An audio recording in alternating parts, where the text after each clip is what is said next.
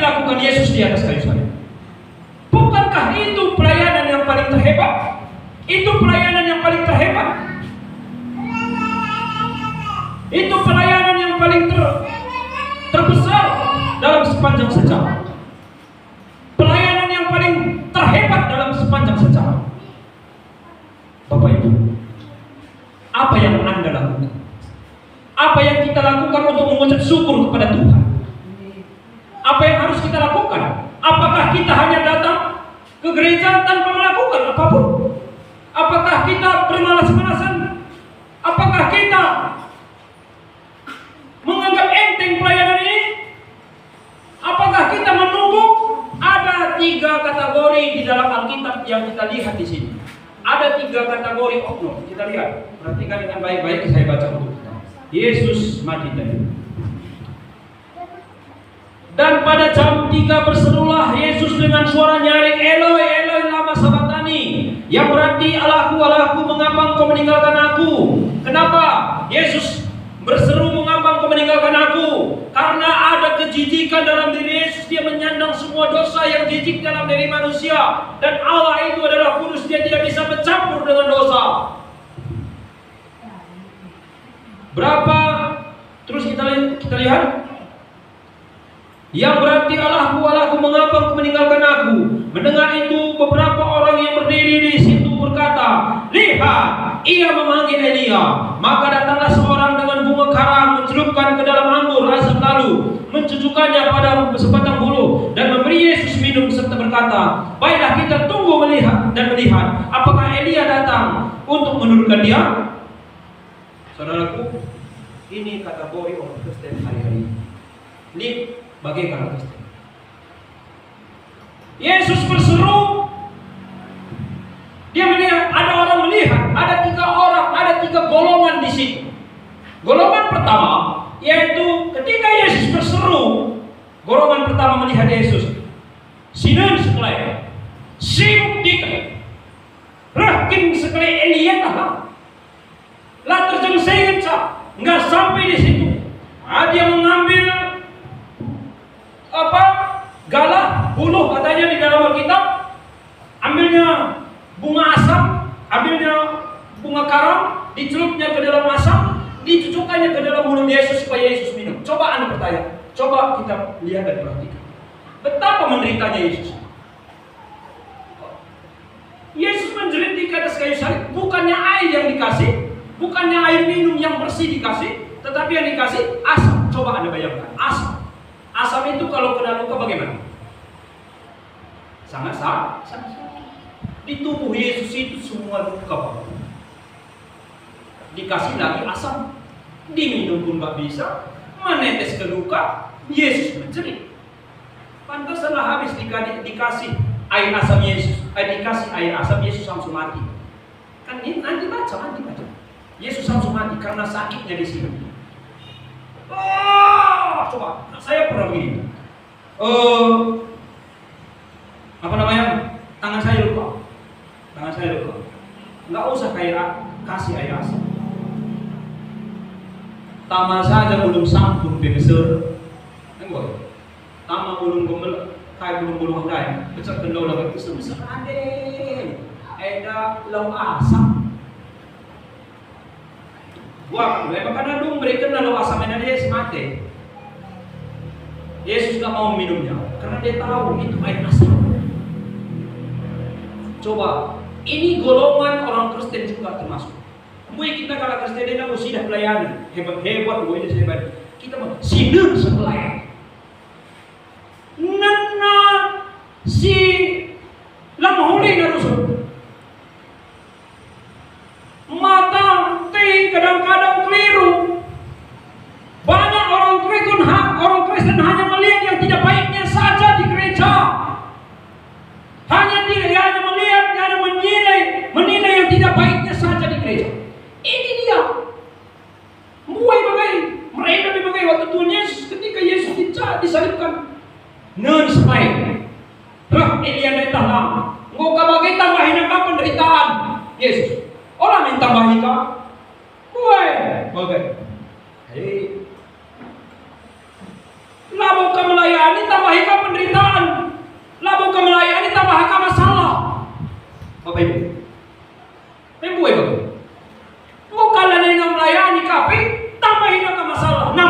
hilang nang ketiwai.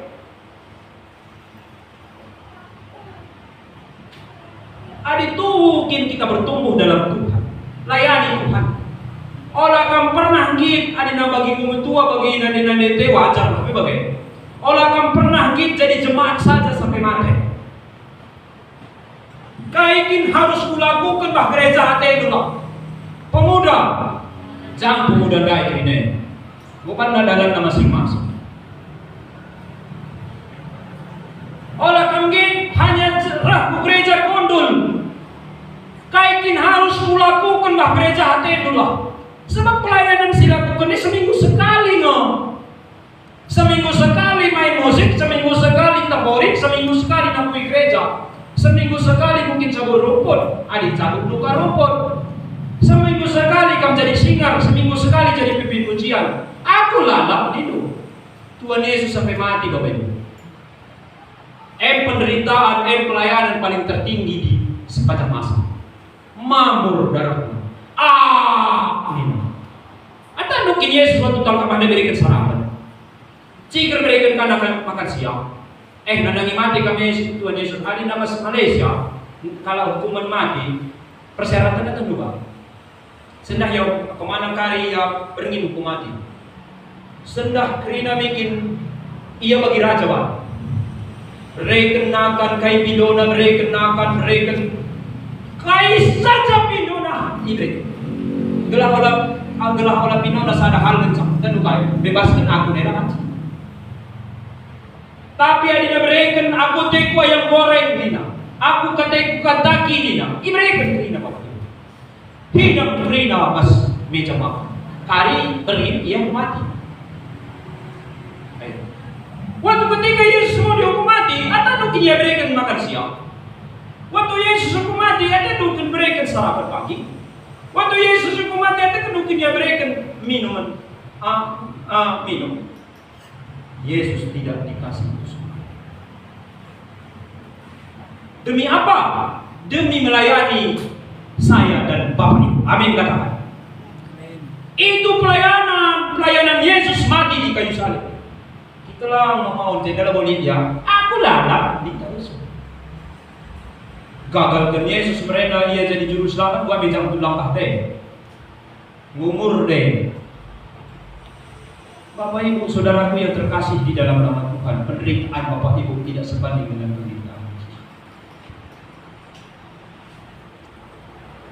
Itu adalah misi terbesar, pelayanan terbesar, penumpahan darah yang begitu luar biasa. Bapak Ibu saudaraku yang terkasih, kategori kedua tadi kategori kedua pertama, yaitu jelmaan dengan sana sini sekeleko kata bahinakan penderitaan Yesus. Yang kedua,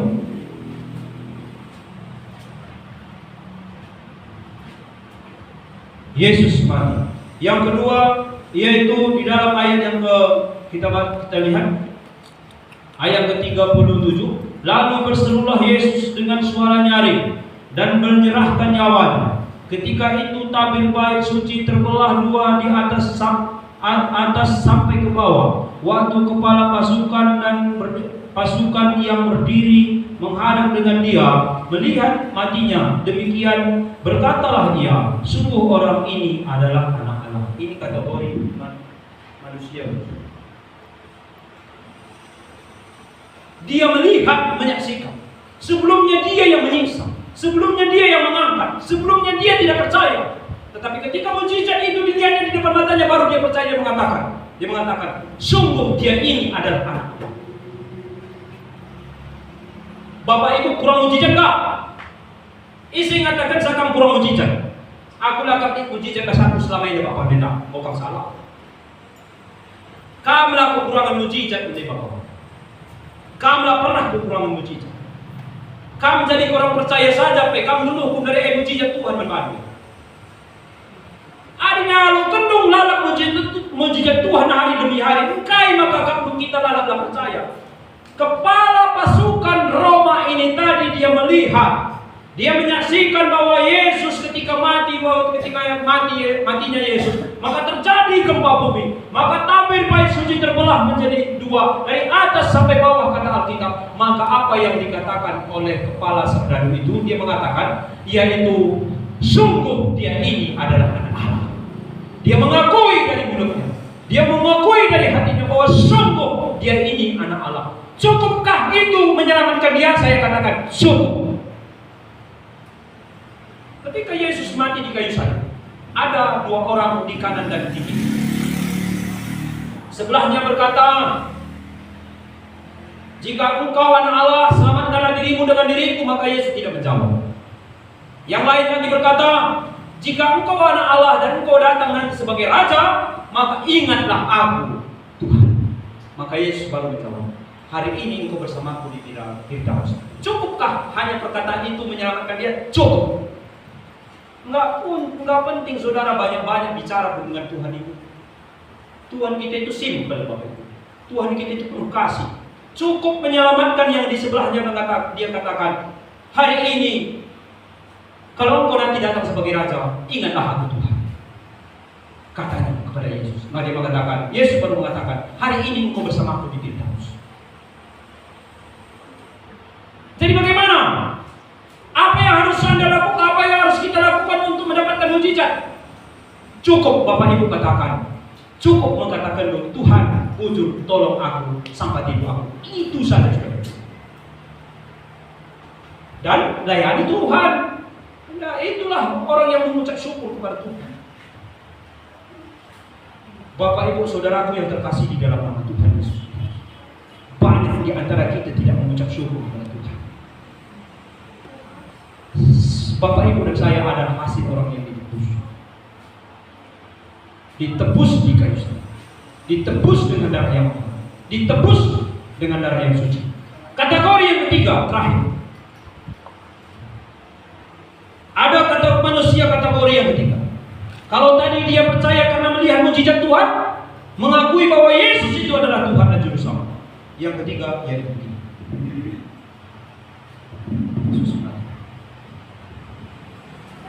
Yang ketiga, ada juga beberapa perempuan yang melihat dari jauh. Di antaranya Maria Magdalena, Maria ibu Yakobus muda, dan Yoses serta Salome. Mereka semuanya telah mengikut Yesus dan melayaninya waktu ia di Galilea. Dan ada juga di situ banyak perempuan lain yang telah datang ke Yerusalem bersama-sama dengan Yesus. Ini adalah yang ketiga. Dia melihat. Apa yang kita pelajari dari mereka ini? Dia melihat ketika Yesus menderita dan ketika mereka tidak bisa berbuat apa-apa. Tenaga mereka, kekuatan mereka. Mereka tidak bisa menurunkan Yesus di kayu salib dan mereka tidak bisa menyelamatkan Yesus dari kematian. Tetapi ada apa yang kita pelajari dari mereka ini? Hal positif, yaitu walaupun Yesus menderita, walaupun Yesus mati di kayu salib, dia tidak meninggalkan Yesus. Tidak meninggalkan, dia bertanggung jawab terhadap pelayanannya. Tidak meninggalkan Yesus sampai Yesus mati. Cek lalap dia, amin pepah dulu nari yang kan. Yesus ini kata-katanya. Maria Magdalena dan Maria yang lain dan Maria yang lain tetap di situ. Waktu ketika Yesus disalib, dia menyaksikan. Saya percaya dan saya yakin dari samping dari kanan kiri dia melihat Yesus itu menangis. Tapi dia tidak meninggalkan Yesus. Seberapa banyak orang-orang Kristen hari ini meninggalkan Tuhan? Seberapa banyak orang-orang Kristen yang sudah melayani dan tidak mau melayani lagi? Seberapa banyak kita orang Kristen yang tidak bertanggung jawab terhadap kekristenan kita? Saudaraku, kekristenan ini bukan hanya pangkat, kekristenan ini bukan hanya nama, tetapi kekristenan ini adalah satu tanggung jawab. Amin.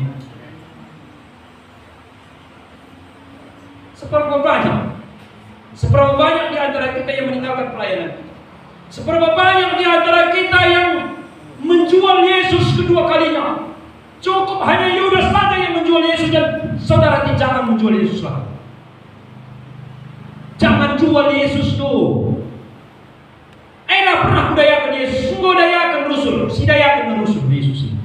Lakam gim melayani, lakam gim sungguh-sungguh dalam Tuhan, lakam rah gereja pun termasuk kamu salah satu penjual Yesus. Bapak Ibu Saudaraku yang terkasih, inilah khotbah Jumat Agung hari ini. Saya khotbah tidak menyontek dari mana-mana. Saya hanya lihat firman Tuhan dan saya berkomitmen, dan ini yang saya mau sampaikan besok. Bapak Ibu Saudaraku yang terkasih, gereja kita itu kecil, tapi jadilah gereja yang berkualitas, bukan hanya mempertahankan kuantitas. Jumlah itu boleh sedikit, tapi kualitas itu yang harus betul-betul dijaga.